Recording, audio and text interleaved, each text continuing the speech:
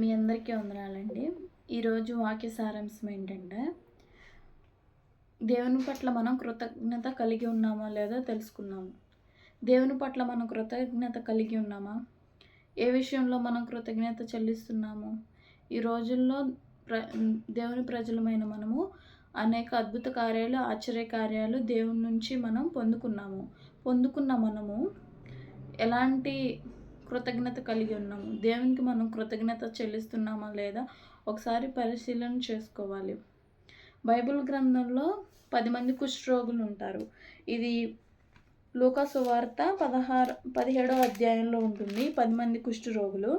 అయితే యేసుప్రభు వారు యెరూషలేములో ప్రయాణిస్తూ ఉండగా ప్రయాణమైపోవచ్చు ఉండగా ఆయన ఒక గ్రామానికి వస్తారు. గ్రామానికి వచ్చినప్పుడు అక్కడ 10 మంది కుష్ఠరోగులు ఆయనకు ఎదురుగా వచ్చి దూరంగా నిలిచి, యేసుప్రభువా మమ్మల్ని కరుణించుమని వారు 10 మంది కుష్ఠరోగులు కేక వేశారు.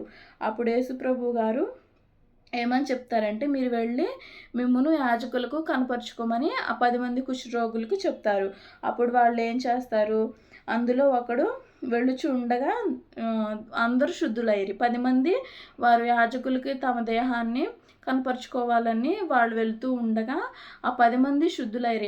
అందులో ఒకడు అతను శుద్ధుడై ఉండుట చూచి వాడు తిరిగి దేవుని దగ్గరకు వస్తాడు. వారిలో ఒకడు తనకు స్వస్థత కలుగుట చూచి గొప్ప శబ్దంతో దేవుని మహిమపరచుచు తిరిగి వచ్చి ఆయనకు కృతజ్ఞతాస్తుతులు చెల్లించుచు ఆయన పాదముల వద్ద పడసాగెను.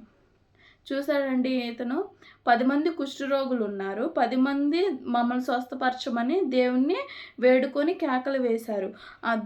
యేసుప్రభు వారు ఏమని చెప్తారు, మీరు వెళ్ళి యాజకులకు కనపరుచుకోమని చెప్పినప్పుడు వారు వెళ్ళుచూ ఉండగానే 10 మంది శుద్ధులయ్యారు. 10 మంది శుద్ధులైనను కానీ ఒక్కడే తిరిగి వచ్చి దేవునికి కృతజ్ఞతాస్తుతులు చెల్లించుచు ఆయన పాదముల మీద పడ్డాడు.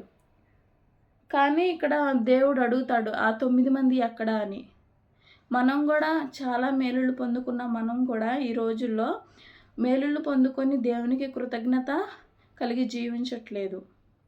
కృతజ్ఞత కలిగి జీవించాలి. కృతజ్ఞత కలిగి జీవించడం అది దేవుని యొక్క చిత్తము. ప్రతి విషయంలో కృతజ్ఞతాస్తుతులు చెల్లించడం అది దేవుని యొక్క చిత్తము. మనం ప్రతి విషయంలోనూ మంచిదే కానీ చెడ్డదే కానీ మనం ప్రతి విషయంలో దేవునికి కృతజ్ఞతాస్తుతులు చెల్లించాలి.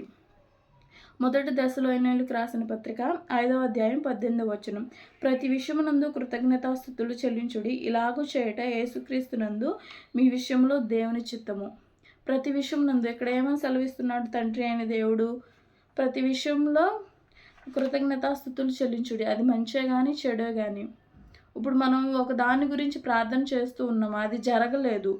సో మనం దేవుణ్ణి విడిచిపెట్టి దేవుడు నాకు ఈ కార్యం చేయలేదని నిరాశపడుతూ ఉంటాము. కానీ అది ఎందుకు చేయలేదని దేవుడికే తెలుసు. కాబట్టి అది జరగలేదన్న దానికి కూడా మన కృతజ్ఞతాస్తుతులు చెల్లించాలి. ఒకవేళ అది జరిగితే ఆ టైంలో ఒకవేళ నష్టం జరగవచ్చు. అట్లాగే దేవుడు మనకు కార్యం ఆలస్యం చేస్తున్నాడు అంటే దేవుడు మన కొరకు శ్రేష్టమైనది సిద్ధపరచాడని అర్థము. ప్రతి విషయం నందు దేవునికి కృతజ్ఞతాస్తుతులు చెల్లించే వారంగా మనం ఉన్నట్లయితే మన విశ్వాసము మనల్ని ముందుకు నడిపిస్తుంది. మన విశ్వాసమే మన జీవితంలో గొప్ప కార్యాలు, అద్భుత కార్యాలను చూడగలుగుతాము.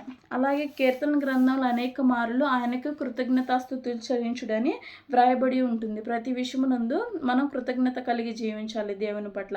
అది దేవుని చిత్తము. అలాగే కీర్తన గ్రంథము 103వ కీర్తన 2వ వచనం, నా ప్రాణమా యెహోవాను సన్నుతించుము, ఆయన చేసిన ఉపకారములలో దేనిని మరువకుము. దేవుని సన్నుతించాలి, దేవుని స్తుతించాలి, దేవునికి కృతజ్ఞతాస్తుతులు చెల్లించాలి. ఆయన చేసిన ఉపకారములు ఇప్పుడు వరకు మన సజీవ లెక్కలో ఉన్నామంటే దేవుని చేసిన సహాయమే, ఆయన చేసిన కృప. ప్రతి విషయంలో దేవునికి కృతజ్ఞతాస్తుతులు చెల్లించాలి. ఆయన చేసిన ఉపకారంలో దేనిని మరవద్దని వాక్యం సెలవిస్తుంది. సో మన ప్రతి విషయంలో దేవునికి కృతజ్ఞతాస్తుతులు చెల్లించే వారిగా ఉండాలి. చిన్న వాక్యం దేవుడి మీ హృదయంలో ఫలింపజేయును గాక. ఆమెన్.